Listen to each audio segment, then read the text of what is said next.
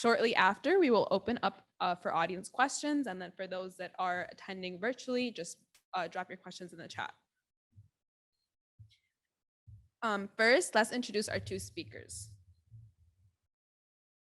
Hi, I'm Paula Bowman. I didn't go to Michigan State, but both my kids went here. So this is where all my money went. And my grandchildren knew the Michigan fight song before they were 2. So we bleed green in our family. The League of Women Voters is a nonpartisan political organization. That means we never support or oppose any candidate or political party. Sometimes we advocate on issues and we have positions on issues like we support voting and election reforms, but we never support or oppose any candidate. So that's probably the most important mantra of the League of Women Voters, our nonpartisanship. And at this time of year, we're extremely busy because we're working to educate voters, not just on the candidates, but the whole election process. Thank you. And the League of Women Voters are an amazing resource. They are nonpartisan, so they won't take positions or tell you who or how to vote, but they are an amazing organization that helps educate legislators as well. I remember a lot of education that happened when I was in the legislature. So I am Barb Byram. I am the Ingham County Clerk. You are in my county. Prior to serving as the Ingham County Clerk, I was a state representative in the Michigan legislature. I owned a hardware store for nearly 20 years. I recently sold the hardware store. I have 2 small humans and a spouse. I live in Out County, Ingham County, so in the rural area. I am always available for anyone if you have questions for me. My email is clerkbyram@gmail.com. My Twitter handle is Barb Byram. It's original. My TikTok is Barb Byram. I am trying to step up my TikTok game as well to reach out to younger people. So like and share. So it's such a pleasure to be here. I love talking about elections. It is my idea of a good time. So thank you for joining me for a good time on a Friday afternoon. Thank you both for being here. For the first question, which statewide offices are being elected? Well, I'll take this one. There's a number of offices that all of us, whether you live in Detroit or Iron Mountain or Kalamazoo, all vote for. A lot of you probably know what those are because they're very high profile races. It's governor, Michigan's Supreme Court, Secretary of State, and prosecuting attorney or attorney general, I'm sorry. But also all the boards, the governing boards for universities. The Michigan State Board of Trustees is also being elected, or some positions are this election. And you may wonder why people who have never gone here are voting for those boards of trustees, but those were in the constitutions of those when the universities were formed, and there are several in the state where everyone statewide votes for the governing boards. We are also voting for Court of Appeals, Supreme Court. Did I forget anything? Governor, Oh, I said Attorney governor, General. so- There's a Secretary of State on the ballot. Yep, Okay. Secretary of State, All right. right. Supreme Court. And Yeah. this is in addition to your congressional reps and your state reps, because obviously the people who live in Detroit are not voting for the same congressional or state reps that they are in Traverse City. So those are not the same, but there's a core group that everyone here votes for. Thank you. What is the process for statewide ballot proposals to get on the ballot? So I had to print off a cheat sheet because this is not something I deal with at this time. So the legislature may put a question on the ballot, a question on the ballot, and that's going to require a 2/3 vote of both chambers in order to place that question on the ballot. It can be placed 60 days prior to the election.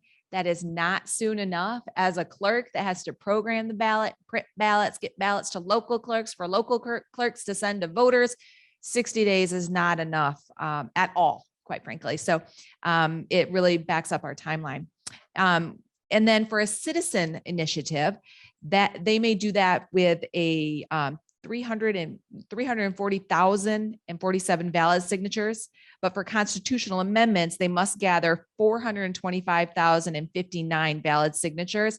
Those numbers do change, and because it's based on the percentage of votes for governor in the most recent gubernatorial election. So most organizations, when they are doing this work, they'll get significantly more signatures. Our next question is, what are the statewide ballot proposals and what do each of them mean? I'll take this one. Earlier in the year, believe it or not, there was a possibility that there were going to be 15 statewide ballot proposals, and the league is very careful about following each of these as they're gathering signatures and who supports, who opposes. Have they made it through the first round of Board of Canvassers about their language? In the end, it boiled down to 3. There are 3 ballot proposals that all of us in the state will vote on. The first one is about term limits and transparency. The operative word here is basically transparency. Michigan is the 50th in the nation in terms of transparency, in terms of legislative transparency, providing the public with information about financial disclosures, who they get gifts from, what investments they have. And it's not just the legislature, it's the governor and all elected officials. They have exempted themselves right now from disclosing any of this information. So the proposal on the ballot would bring them more in line with other states to require them to provide this information to the public. There is also, in conjunction with that, a term limit portion of that ballot proposal, which says that term limits are actually going to be somewhat limited a little more for the state legislature, but it also means that they can spend all of that, those terms in one house. For instance, right now, a state representative can only have 3 terms, but then they can move over to the state Senate and have 2 terms. This set will say that all 12 years can be, for instance, in the State House of Representatives. And the purpose of this is to hopefully build some more historical knowledge so that legislation is not necessarily being driven by lobbyists. The second ballot proposal is called Promote the Vote. We did have a Promote the Vote ballot proposal in 2018, which passed overwhelmingly. And this ballot proposal will actually plug up some of the loopholes that were left with that Promote the Vote constitutional amendment. This too is a constitutional amendment, so it will be enshrined in the Constitution. And some of the key things are, it's allowing for 9 days of early voting. It's requiring election officials to be the people who audit and determine elections. And when I say determine, I mean the outcome after the people have voted, instead of bringing in political parties or private groups to make decisions. Some of the people who are opposed to this are saying that we're giving too much liberty, but as you can see, it's a, well, the league supports this, so I have to be careful what I say, but it is a constitutional amendment that will actually protect the election process. At least the people who support it feel that way. I urge you to read it. It is all in this voter guide that you can pick up at the league table down at the other end of the hall. The third one is reproductive choice, which allows women to make decisions about their own reproductive health, not just abortion, but also contraception. If this is not passed, Michigan will revert to the 1931 law, which prohibited all things abortion and reproductive rights. You know that the courts have flip-flopped on this for It just seems like every other day there's a new decision about whether that 1931 law is now in effect while we are waiting for the vote.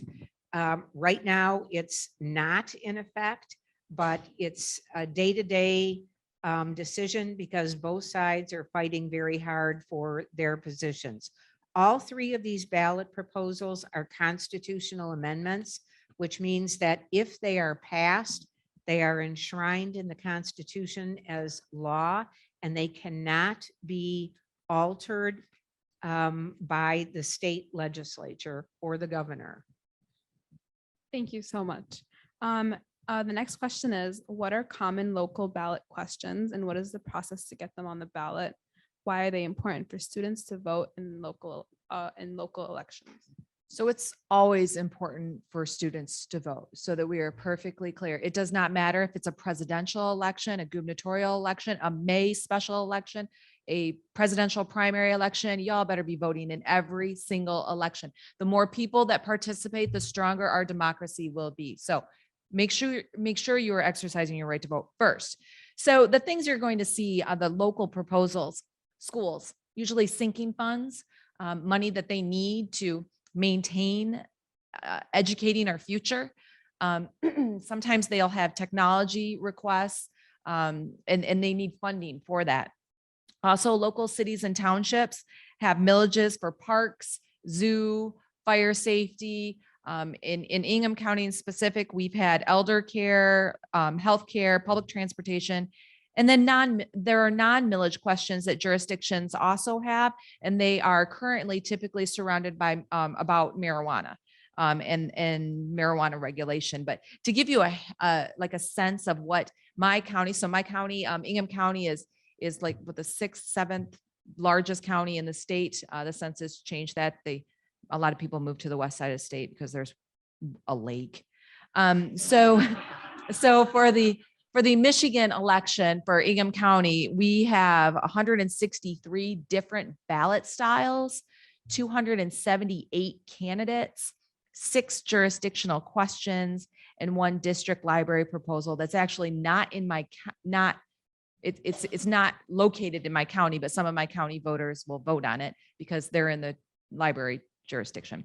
So we also program for the Eaton County ballot proposals and candidates for Lansing City, precincts 21 and 22, because the majority of Lansing City is in Ingham County. So it just makes sense that I program for all of those candidates and all of those proposals. And I also program for East Lansing, precinct 17, which is in Clinton County for the same reason. So there's a lot on your ballot. And that is why I cannot encourage you strongly enough to request an absentee ballot and vote from home and vote by absentee ballot so that you can take time, research the candidates while you're voting for them.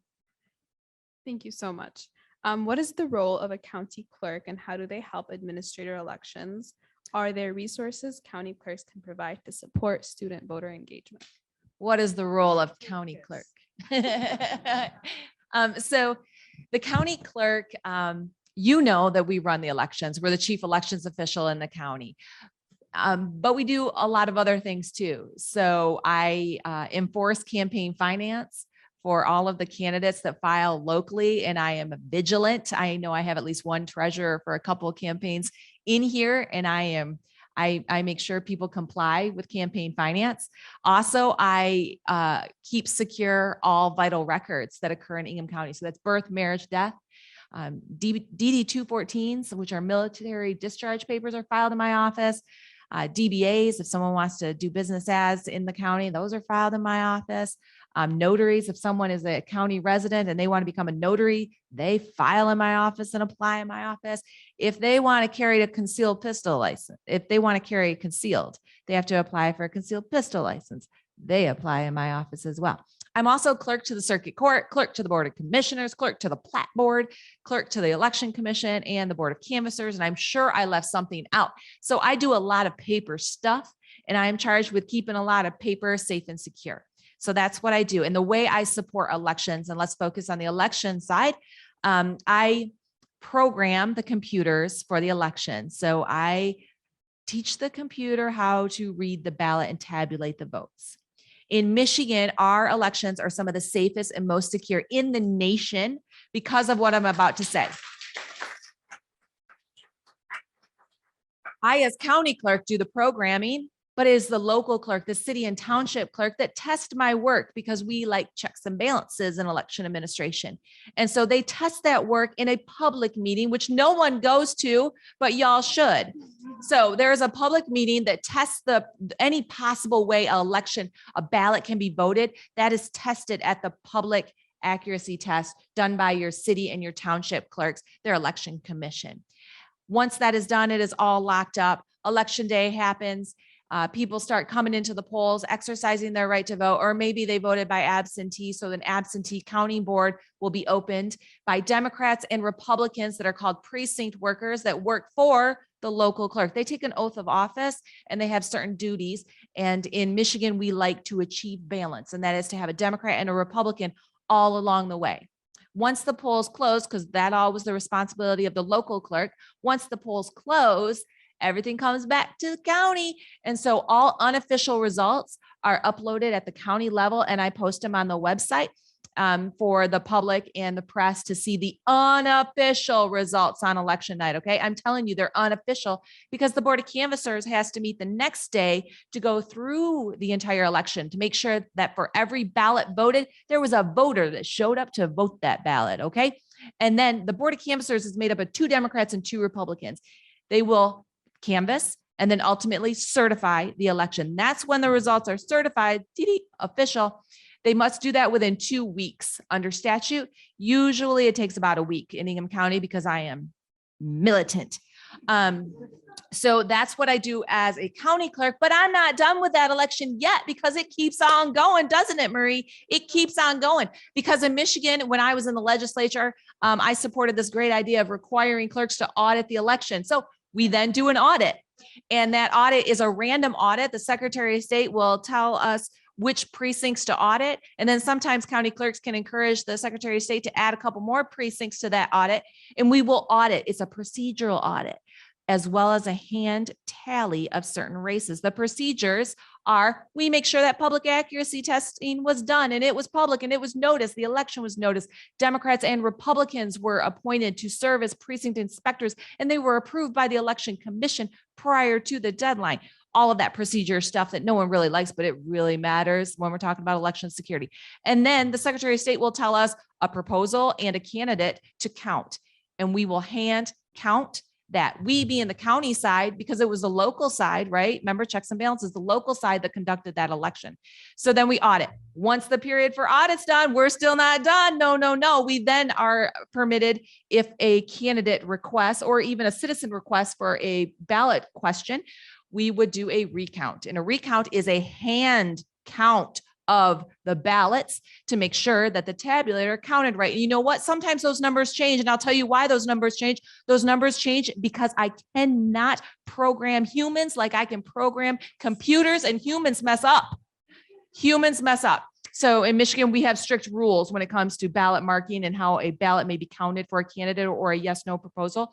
And humans tend to let their emotions and their feels help them make decisions on how ballots should be counted. So if you notice that numbers change in a recount, it's because humans were involved in the recount, not because the tabulator's messed up. So I think that's all done, but you know what? It's not all done, because as soon as we get past that deadline, I'm already programming for the next election. Election is not a one-day thing. It is an all-year thing. I will take a breath. So that was amazing. That was amazing. So what kind of resources can county clerks provide to student voter engagement? Oh, I didn't take that one. I am so sorry. So there's a QR code. So students, if you have questions, I've been on this beautiful campus, not just when I was an undergrad and in law school, but also to register voters. So your county and your local clerk should absolutely be at your schools in high school. We should be at your colleges. We should be at the community colleges. We should be at every protest and rally at the Capitol, registering voters and encouraging those voters to exercise their right to vote in any means they choose, but preferably by absentee ballot. And the reason I keep talking about absentee ballot is because we live in Michigan and it snows, and it snows a lot more in some of your all places. And so you need to have a plan, and sometimes traveling is not easy, and taking time off of work or skipping class or whatever needs to be done to exercise your right to vote on election day, it might be easier to vote by absentee ballot. So I think as a county clerk, what I can do are voter registration drives, encouraging, exercising one's right to vote, reaching out on social media. I've embraced most of the platforms, and so I reach out that way. I have worked with I've worked with this college's board to try to register voters in the dorms, and I have been declined at each and every time. Who's MSU Spartan here? Yeah, what's up? Okay, so your board of trustees has not allowed me access to your dorms, and it has been an interesting conversation at the dinner table for many years because the chair of your board of trustees is my mother. So if anybody was going to be able to get in the dorms and register voters, you would think it'd be her favorite only daughter.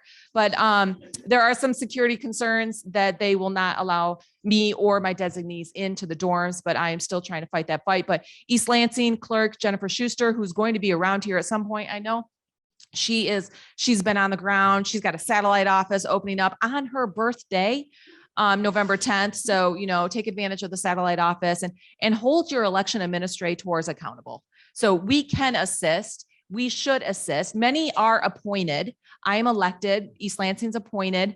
But we have a duty to all voters, regardless of if they're a student, if they're a senior. We need to make sure all qualified registered voters exercise their right to vote. Thank you for that. And then for our last question, what are other resources to educate students about local elections? The League of Women Voters offers a lot of resources. Not only do we publish a print voter guide, and this is all the state races, but a lot of leagues all across the state publish local voter guides. This one contains remember we talked about all the state races that everybody votes for and the proposals, but the local ones are your school boards, your city officials, your county officials. Are you running this year? I am not on the ballot this year. Okay, but I live in Wayne County, and those Wayne County officials are on the ballot.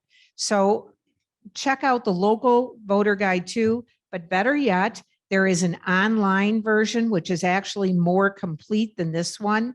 There is a QR code somewhere down here, but it's also at vote411.org. You put in your voting address and it will pull up all the races on your ballot and compare the responses that candidates have submitted.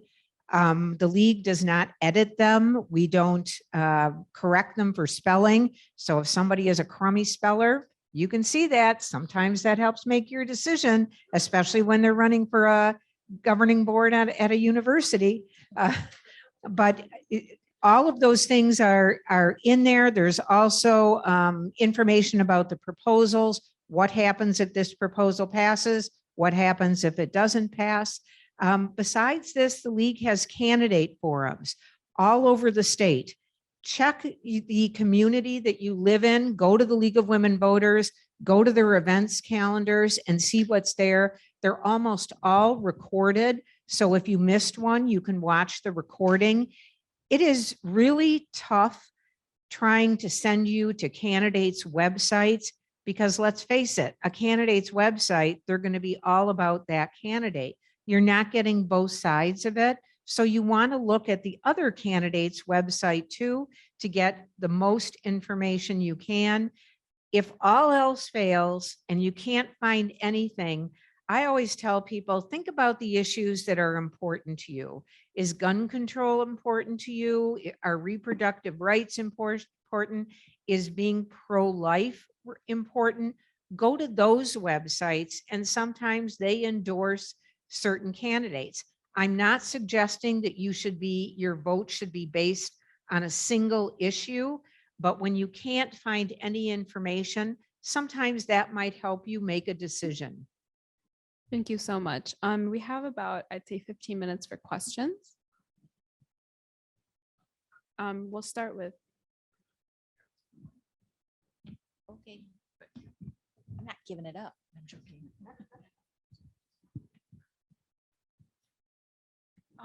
I'm interested in postage from various places. We right now have been told by our local clerk that 60 cents was sufficient on absentee ballots, but I've also heard other things, and we need to know that Yeah. because we don't even have a post office on our campus. So trying to figure out what we can provide.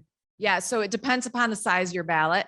And so what may be sufficient postage in Lansing might not be sufficient postage in Onondaga, which might not be sufficient postage in Marquette City. So it depends upon the size of ballot. This is why I personally support proposal 2, because proposal 2 will require postage on those return ballot envelopes by the clerk that will have to absorb that. But right now, your clerk should handwrite or stamp how much postage is needed on that return envelope. And depending upon your location, there might be drop boxes that students could securely drop their ballot into. But this is again why proposal 2 is necessary. Is as simple as postage. And postage, some clerks do pay for return postage and many do not. And sometimes it's budget constraints, and sometimes it's just they don't. Yeah. The safest thing is to drop it in the drop box if you can.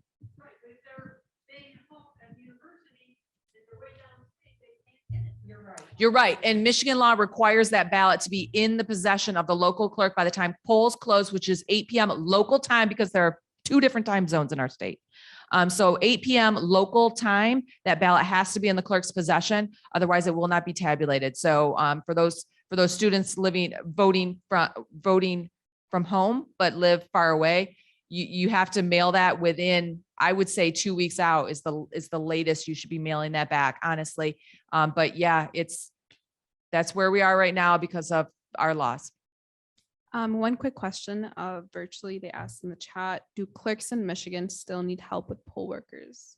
So some clerks may still need help with poll workers. In Ingham County, we're doing good.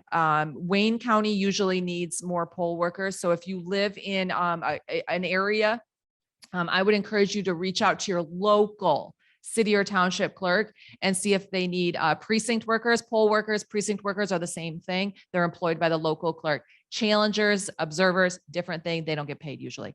So precinct workers, reach out to your local clerk and let them know. They're going to ask you your party affiliation, which party you affiliate with, because again, local clerks try to achieve balance. I just wanted to say one more thing about poll workers. It is a great civics lesson. If you ever want to understand the protections in place of Michigan elections, go work at the polls. It is an amazing education on what goes on from 5 in the morning until sometimes 10 at night in terms of keeping our elections safe. I know that's a short day for you, but I work as a poll worker in the city of Detroit, and I have to tell you, it's energizing, it's satisfying, and it's rewarding. And it really gives you the ability to defend Michigan elections when others are challenging the safety of them or the fact that there is fraud. As a sideline, you also get paid for it. So that's not a bad gig. And usually there are potlucks, so you get fed well. One more question from the audience.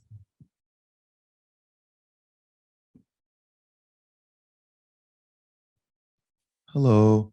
I wanted to ask, is there an algorithm or a code, not a code, equation? Is there some way to calculate or measure how they're selecting, the Secretary of State are selecting the voter booths that you are auditing as voting administrators?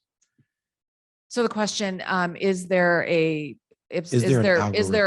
calculation, or I do not know how they select precincts for the traditional audit. So there's Understood. the traditional audit that's required under statute. There's also a risk limiting audit that is done. And now there's a hybrid risk limiting audit that's called something not risk limiting audit. So there are different audits that are done. So the first one that's in statute, I think that's all random.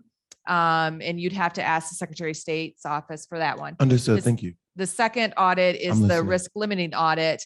And that was a statewide. So that was everywhere this past election, the past presidential election for 2020, November. And then the new and improved risk limiting audit has not been released yet. So I'm not sure what their plan is with that. Understood. But each election, all of the voting booths are audited or So you're every- saying booths, and Sorry, yeah. booths is the location that you would go to vote. Yeah, So correct my not every single terminology. precinct is audited. Okay. It's a random selection of precincts that are By the audited. So Secretary of sometimes State. it's in person. No, sometimes it's in-person precincts and sometimes it's absentee ballot precincts, because absentee ballots, where absentee ballots are processed, that's considered a quasi precinct. So the Secretary of State's office will tell the county clerk, hey, these are the precincts in the AV county boards, absentee ballot county boards, that we want you to audit. So we, as the county level, will go and audit. The Secretary of State does do some auditing themselves in addition to what the county does. So there are audits being done at the local election by the state as well as the county. Understood. It just, when you spoke, you said that being a poll worker can help you defend fraudulent activity at these voting, not booths, but precincts, at these voting precincts. Just like working in population health research, it would make sense for me to like put this data into regression and see like, how could we possibly coordinate the precincts that are at the highest risk of fraudulent activity to be, you know, mapped onto this auditing that is like selected at random by the Secretary of State? Michigan elections are some of the safest and most secure elections in the nation. And here's why. And I believe you, like okay. literally, I can like, your personality outside of a politician is bleeding through. Like, I believe you, but at the end of the day, I am a population health researcher. So like, I want to see the data. Like, I want there to be an actual algorithm to how we are mapping on these random audits, because we don't know who they're benefiting unless we got the data to know that they're benefiting the people. I feel like I said earlier, the precincts that are at the highest risk of fraudulent activity should be coordinated and be the ones selected. There isn't one precinct that's at a higher risk than another So precinct. what is the math behind the randomization of which precincts That's they audit? That is a question for the Secretary of State of how they decide which precincts to audit. I don't know if I don't know if there is an algorithm that figures that out. Let's do one more question from the virtual side. How much of a difference will the extra 2 days for processing absentee ballots make for Michigan clerks? Do you want? All right, listen. So the legislature is allowing 2 extra days of pre-processing, but it is not pre-processing like you all automatically think it is. Okay, you would think it would be pre-processing like in Colorado or Ohio, where they can pre-process much earlier. No, this is Michigan style pre-processing, where we don't allow clerks to pre-process for realsies. We are allowing them to open up the envelope. And this time we're allowing them one more step, and that's to remove the contents of the envelope. That's Michigan style pre-processing. That's not going to save the time that these poor local clerks, this isn't even for me, I don't process ballots. Local clerks, city and township clerks need. They struck a deal was struck. They got 2 days per pre-processing, but don't call it pre-processing. Don't use the Republican phrases. This is not pre-processing. They're being allowed to open an envelope. So it's not going to help that much, I don't believe. I only had 1 cup of coffee and it was weak, I promise. More questions? Okay, we have more time for questions. There's a person in the back. Okay. I've worked elections when I'm not running. Thank you. And it's everything you said it is, except that when you have a voter who needs help, yes, they need to have a person from, one person from each of 2 different parties. And my clerk has been perfectly happy to let me, as a Green Party person, go to that voter with a Democrat or Republican or Libertarian or something. So we have 2 different parties. I would like you to explain, because this has been so left out. If someone votes straight party, maybe a D or R straight party, but they want to vote for someone from the, let's say, Green Party, How do they do that when they're otherwise doing straight party voting? Yeah, Thank you. so Michigan allows straight party voting. And I'll use an example because we did a 2016 presidential recount, which was a wonderful opportunity. So in Michigan, you may vote straight party. So you vote straight party. Let's use me as an example, straight party Democrat. And then so you need not vote for every race. But if you find a race that you want to cross over, you can cross over and vote for the other party, and it will only and you may continue to vote straight party, and it will accumulate your straight party votes, except for that one race where you voted for, in your example, the Green Party, and then you keep voting. Was that clear as mud? Really? Thank you. Don't forget the nonpartisan and the proposals though, and flip your ballot and look on the other side too, because I'm telling you, there's going to be more on the other side. And that's exactly what I wanted to say. Don't forget the nonpartisan races, including Michigan Supreme Court. We did the League of Women Voters did a candidates forum for the 5 Michigan Supreme Court candidates about 2 weeks ago. It is on a lot of league websites, including lwvmi.org. If you look under events, you can watch the 1-hour recording. That's all it is. But it's a great way to learn about these 5 people that are going to be making laws in Michigan that affect all of us. Thank you. And then we have time for more questions. And don't forget about school board candidates. They're rarely funded properly, and there's a lot at stake right now for school board too. So yeah. Okay, so this is from me. So like, I know I am actually an absentee voter myself, but let's say someone does get their absentee ballot. They haven't filled it out yet, but they want to go vote in person. What would that process be? Yeah, I'm loving this. Thank you so much. So if you have an absentee ballot and then realize it's election day, oops, take that ballot and go to your polling location. Do not go to your clerk's office. Go to your polling location.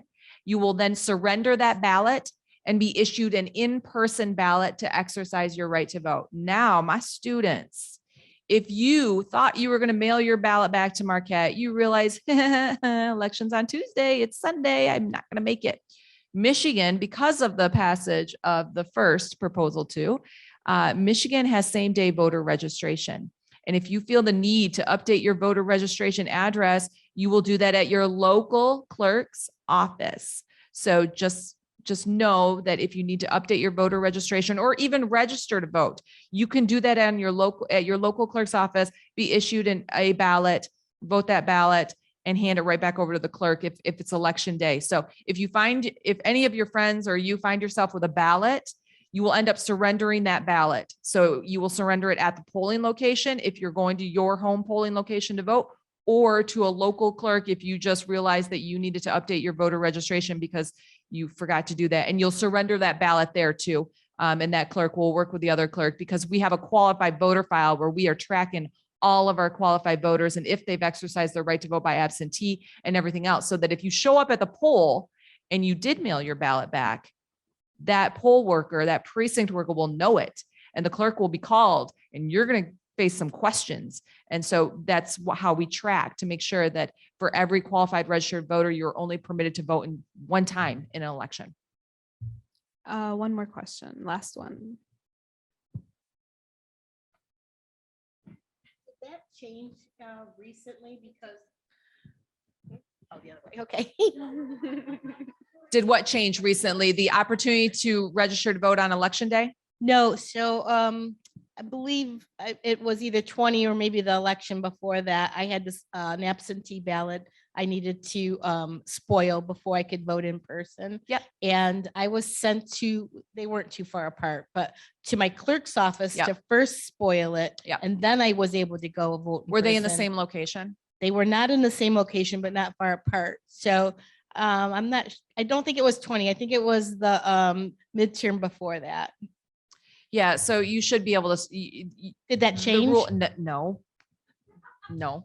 The rule is as election officials, we don't want you traipsing all over town to vote. We want to grab you and have you exercise your right to vote there. So no, you should not have been directed to another location to spoil your ballot to then go back to get an in-person ballot. Absolutely not. That's not how it's supposed to work. It's supposed to work. You spoil your ballot at your polling location on election day and you're issued an in-person ballot. You vote your ballot, and you feed it through the tabula. That's how it's supposed to work. That's how it's supposed to work for a while now. Thank you so much, Clerk Byram and League President Bowman, for such a great conversation. I am now passing it off to Katie.